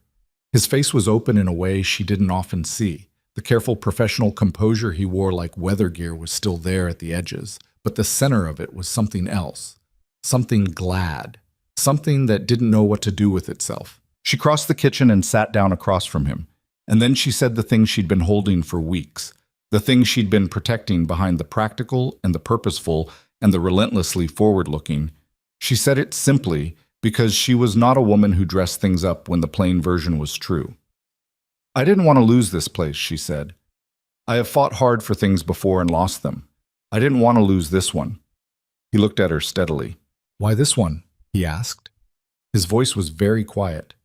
She looked back at him across the table and thought about 11 cents and a worn suitcase, and a door that had opened without conditions. She thought about the coffee cups and the ledgers and the almost smiles. She thought about what it meant to have someone say your kitchen and mean it. You know why, she said. He did know. She could see it in his face. He had known for some time, the same way she had known for some time. Two careful people who had been moving toward a thing at the pace of people who understood that some things, arrived at too quickly, broke before they became what they were supposed to be. He reached across the table and set his hand over hers. Neither of them said anything. The stove ticked quietly. The mountain wind moved around the building. Somewhere above them, 12 men slept in rooms they hadn't lost, in a boarding house that was still standing at the far end of the main street of Caldwell Creek, because of the woman who sat in the kitchen with her hand under the hand of the man who had opened his door to her on a Tuesday afternoon in October, with nothing between them but the simplest possible exchange of what was needed and what could be given. I can cook. Come in. Outside, the January cold pressed at the windows, enormous and indifferent. Inside, the lamp burned. His hand stayed over hers for a long time. Neither of them moved to change that. The kitchen held its warmth around them, the stove ticking its quiet rhythm, the lamp casting its small, steady circle of light, and outside the January dark pressed at the windows the way it had pressed every night since October. Familiar now, almost companionable, the cold outside making the warmth inside feel like a thing that had been earned rather than simply found. It was Mabel who finally spoke, because she was, at her core, a practical woman. And practical women understood that even the most significant moments had to eventually make room for what came next. The supply situation, she said. He exhaled, something between a laugh and a breath, the sound of a man returning from somewhere interior. Right now, the Durango wholesaler's first delivery is in 8 days, assuming the roads hold. She didn't move her hand. If it arrives the way his letter described, we'll be in a genuinely stable position for the first time since October. Not just managing, actually stable. He looked at her. His hand was still over hers. You can't stop thinking about it, can you? I can stop, she said. I choose not to. There's a difference. This time he did laugh. Brief and real. The full version of the sound she'd been collecting fragments of since October. She felt it resonate somewhere in her chest and made a private note of the location. 8 days. He said. Then what? Then we raise the rates again, she said. Modestly. We've been absorbing too much cost for too long, and the lodgers know this place is worth more than we're charging them. Carruthers told me himself. You discussed pricing with Carruthers. Carruthers brings things up. I listen. She paused. He also told me he's going back to Pennsylvania in March. He wanted me to know before he told you. Something moved across Elias's face. Not surprise exactly, but the particular quality of emotion that comes with having a thing you already knew made solid by words. He's earned it, he said quietly.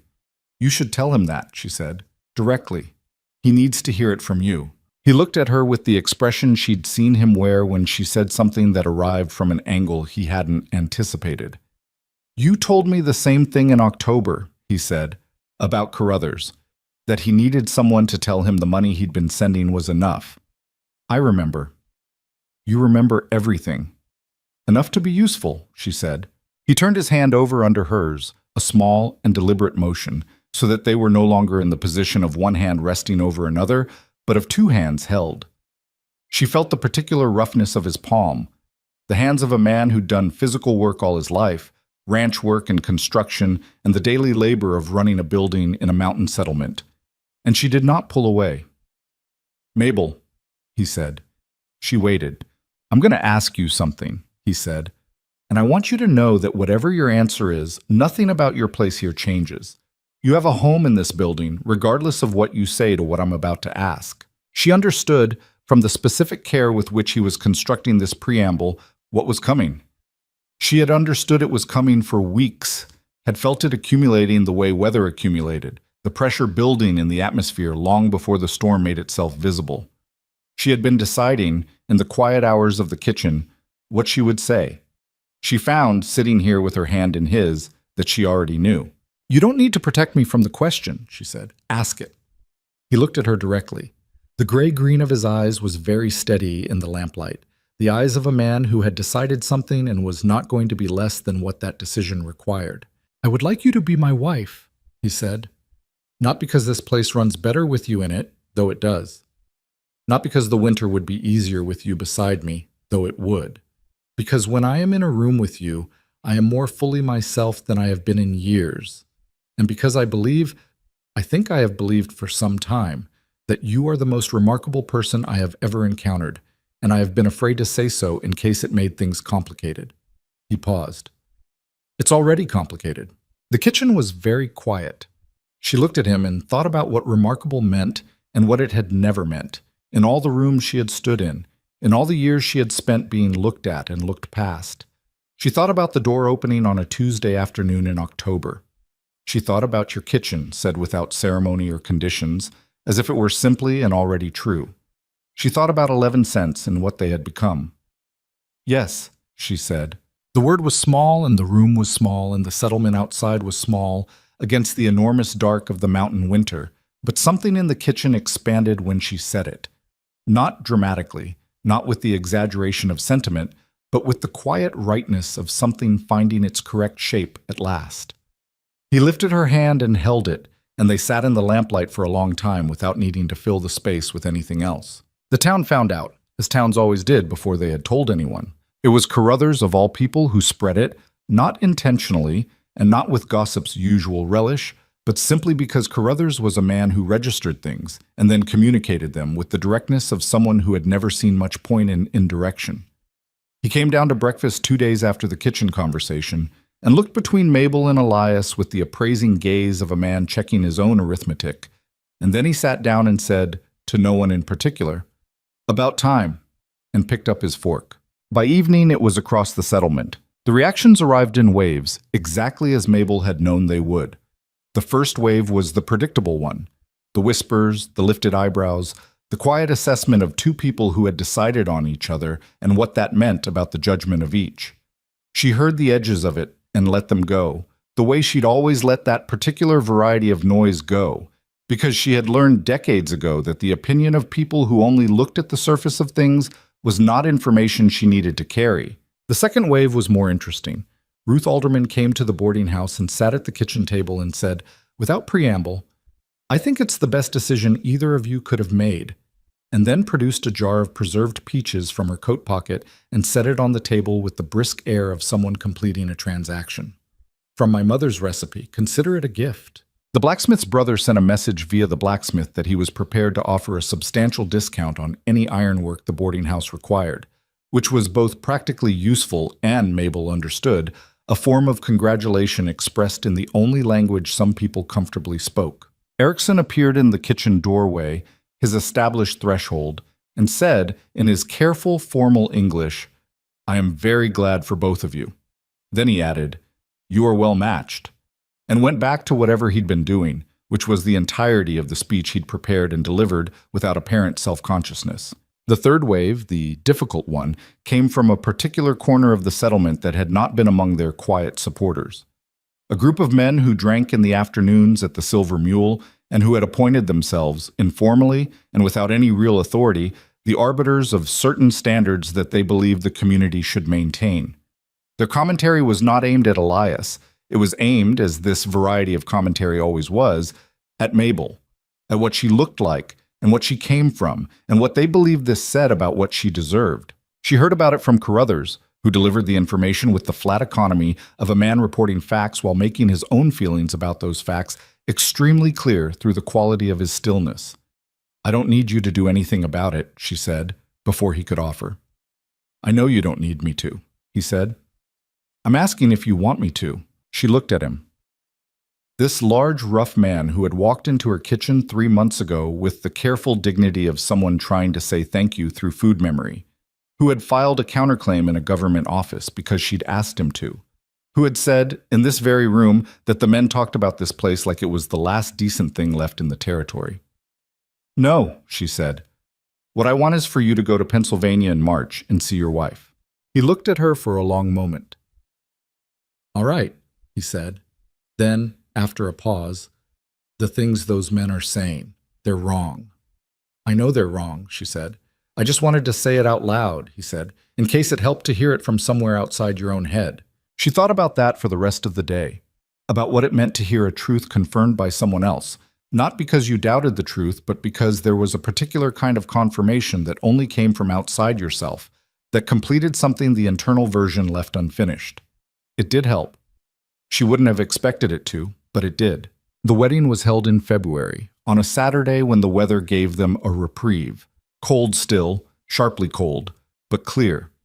The sky above the mountains an improbable blue that made the snow on the peaks look painted. Ruth Alderman's dining room, which was the largest private space available and which Ruth had offered without being asked, held 30 people. Most of the boarding house's lodgers were there, including Carruthers, who occupied a considerable portion of one bench and wore an expression of studied neutrality that anyone who knew him understood was the nearest thing to sentiment he was capable of displaying in public. Mabel wore a dress she'd made herself from fabric Elias had ordered from Durango. Blue wool, well cut, simple in the way that things made by someone who knows what they're doing are simple, not elaborate, not apologetic. Exactly what it was. She stood beside Elias in the clear winter light coming through Ruth's windows and said what she meant in the direct way she said everything. And he said what he meant in the quiet way that he said everything. And when it was done, Carruthers stood up and said, "Hear, hear," with the belligerent certainty of a man determined to set the emotional tone, and the room laughed, and Erickson started a Norwegian congratulatory song that no one else knew the words to, but several people hummed along with anyway, and Ruth produced 3 pies she'd been saving, and the afternoon went long in the particular way of afternoons that nobody wants to end. Later, much later, when the guests were gone and the boarding house had settled into its evening sounds and the kitchen was clean and the stove was banked, Mabel stood at the window of the room that was now theirs. Elias had taken down the dividing arrangement between his room and the adjacent one, expanding the space quietly and without making it a moment, and looked out at Caldwell Creek in the blue dark of a February night. She was thinking about a Tuesday afternoon in October and the arithmetic of how far it was from there to here. Elias came to stand beside her. He had a way of being present that she'd grown to depend on, not intrusively, not with the demand of someone who needed constant acknowledgement, but solidly, reliably, the way good structures are present. You notice the absence before you notice the presence, which is how you know it's something real. "What are you thinking about?" he asked. 11 cents, she said. He was quiet for a moment. "What were you going to do if I hadn't opened the door?" She considered this honestly, the way she considered everything. "I would have found something," she said. "I always found something, but I don't know that I would have found—" She paused, searching for the right word, the one that was accurate and not excessive. "This," she said. He put his arm around her. She leaned into it, deliberately, consciously, the motion of a woman choosing rather than simply yielding. And they stood at the window looking out at the settlement that had watched them, speculated about them, doubted them, and in the end witnessed them. "Granger hasn't moved again," Elias said, after a while. It was not a change of subject exactly. It was the way their conversations moved between the personal and the practical without the artificial division that some people maintained between those categories. "He won't," she said. "Not in the same direction." "You're sure?" The counterfiling cost him something more valuable than the rooms he wanted. It cost him the narrative that no one in this settlement would stand against him. She watched a light move on the main street below. A lantern, someone making their way home through the cold. Men like Granger understand power in terms of what others are willing to do. When Carruthers and Walsh and Peterson walked into that claims office, they demonstrated that this particular settlement had people willing to do something that changes his calculation. "He still has resources," Elias said. "He does, but resources applied against a target that has demonstrated it will fight back in an environment where the community is watching.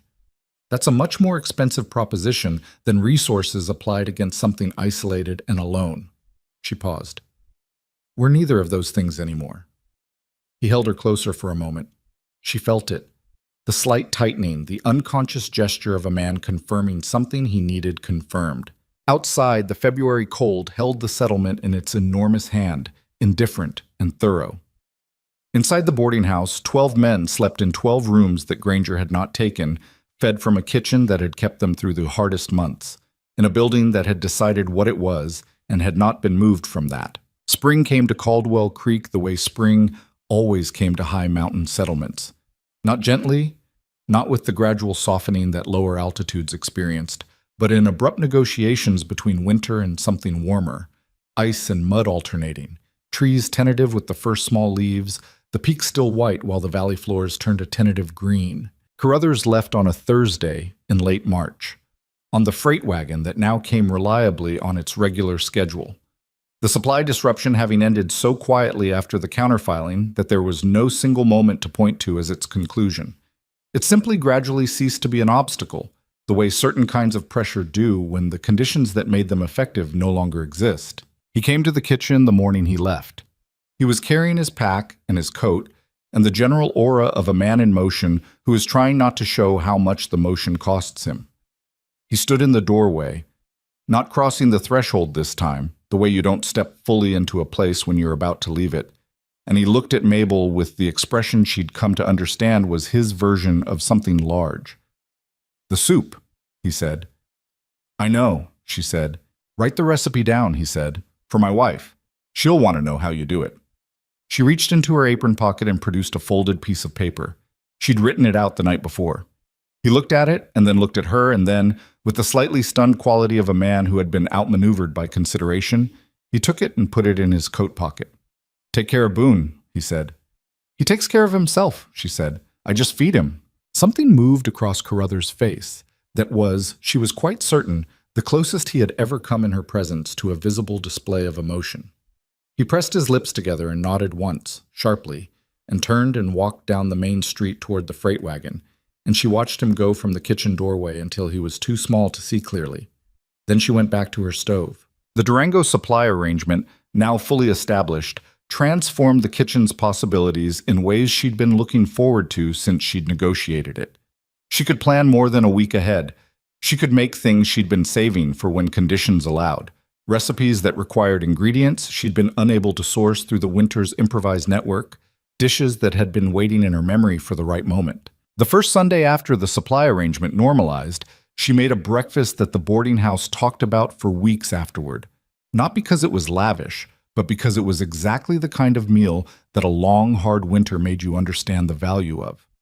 Fresh eggs, properly cured ham, biscuits with actual cream, preserves that the Henderson farm had sent up in exchange for the continued vegetable contract, coffee that was genuinely good rather than rationed into adequacy. The dining room was full at 5:30, and men who had spent months eating what there was without complaint sat down to something that tasted like the worst was over, and the quiet that fell over the room was not the quiet of endurance, but the quiet of relief. Elias stood in the kitchen doorway, watching it the way he'd watched things since October, with the attention of a man who understood that some things were worth paying close attention to. "You planned this," he said. "I planned a good breakfast," she said. "You planned what that breakfast would mean." He said it without accusation, with the recognition of someone who had been watching her think for months and had developed an appreciation for the depth of the thinking. "You've been planning it since the supply network stabilized." She turned from the stove and looked at him. "People needed a morning that felt like something had shifted," she said. "We went through a hard stretch together. Something should mark the other side of it." He looked at her with the expression she'd stopped trying to categorize and simply accepted as one of the things in her life that was good. "What would I have done," he said, "if you hadn't knocked on my door?"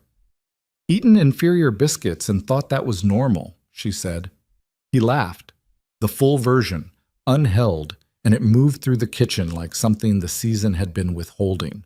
By summer, the character of Boone's lodging had shifted in ways that were visible, even to people who hadn't been tracking the gradual accumulation of changes. The waiting list had become a permanent feature.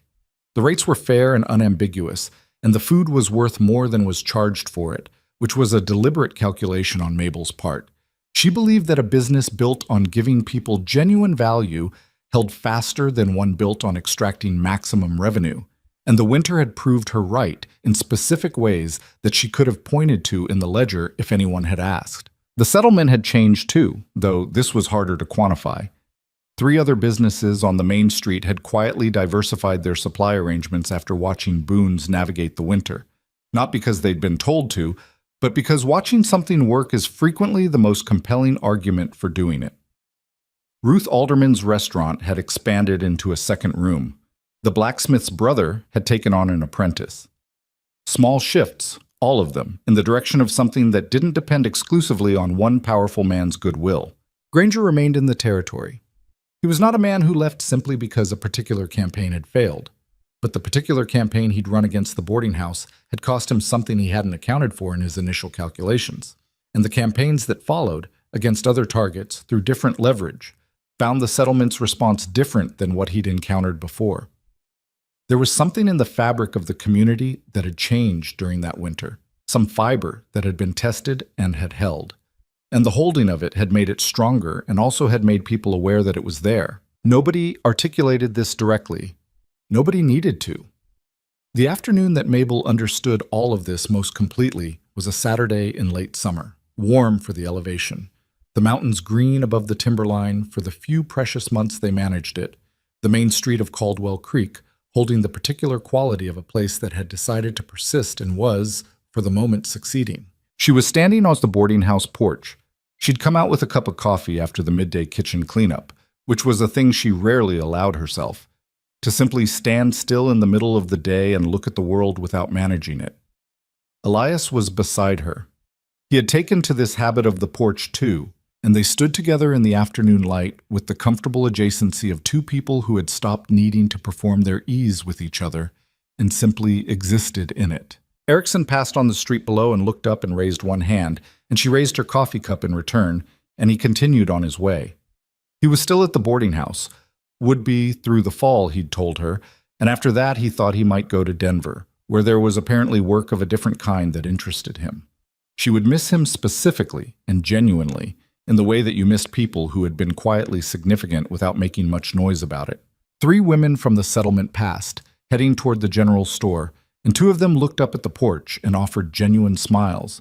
Not the complicated kind, not the kind threaded through with the assessment of how she looked or what they thought about who she'd become in this town, but simply the smiles of neighbors acknowledging a neighbor. She smiled back. It was the second summer of her marriage. The boarding house was full. The kitchen was hers in every sense of the word. She was, by any accounting, a woman who had arrived with 11 cents and built something. Not alone, never alone, but with the specific contribution of herself that had made the difference between what would have existed here and what actually did. Elias put his hand on the porch railing beside her hand. Carruthers wrote, he said. He's in Pennsylvania. His wife, she said. Apparently she cried when she got your recipe. He paused. He didn't say that directly. He said she was very pleased with the letter from you, but I know Carruthers. She looked out at the mountains. The thought of Carruthers in Pennsylvania, in the kitchen with his wife making soup from her recipe, found a place in her chest that was warm and specific and not something she needed to explain. Good, she said. They stood in the afternoon light for a while longer. Below them, Caldwell Creek went about its business. The freight wagon coming in from the valley, 2 miners arguing good-naturedly in front of the assay office, a dog sleeping in a patch of sun on the boardwalk with the complete commitment that only dogs managed. She thought about the morning she'd arrived. The mud, the whispers, the doors, the weight of a suitcase that held everything she had, and the weight of knowing that everything she had was very little, by the measures the world typically applied. She thought about what measures she had applied instead, and what they had produced. There was a version of Mabel Whitaker who had never knocked on that door, who had turned around at the end of the main street and climbed back on the next freight wagon going somewhere else, anywhere else, and continued the long, exhausting project of surviving in a world that had very little interest in making space for her. That woman was real. That woman was what she would have been if she had let what the world expected of her determine what she expected of herself. She had not let that happen. Not out of defiance, exactly. Defiance required that you were paying attention to what you were defying, and she had long since stopped giving the world's opinion of her that much of her attention. out of something simpler and more foundational, the knowledge that she had something to offer, that the offering had value, and that value did not require external confirmation in order to be real. She had known that, and she had knocked on the door anyway, and the door had opened. The rest of it had followed from there, one thing at a time, the way all real things unfold, not in the dramatic single gestures that stories sometimes implied were sufficient, but in the continuous daily accumulation of showing up and doing the work and knowing what you were worth and not accepting less. "What are you thinking about?" Elias asked. He asked her this often.